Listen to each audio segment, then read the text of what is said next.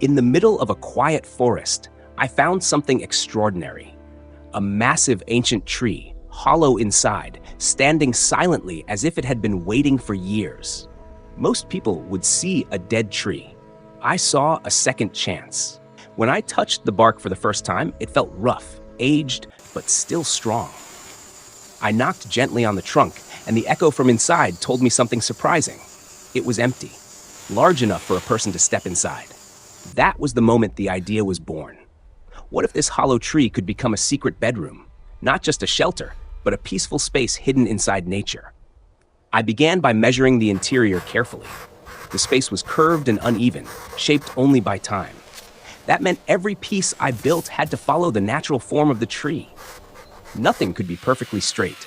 Everything had to adapt. Cleaning the inside was the first challenge. I removed the rotten wood, layer by layer, careful not to damage the strong outer shell.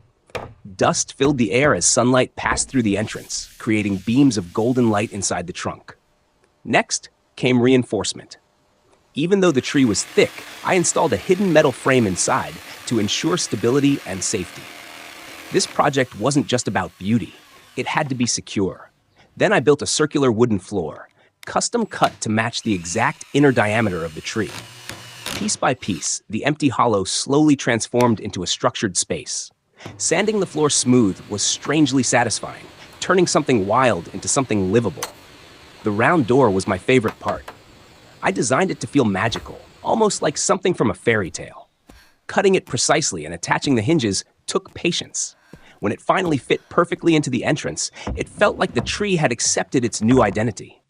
Soft, warm lights were installed along the curved inner walls. The moment I turned them on, the entire space changed.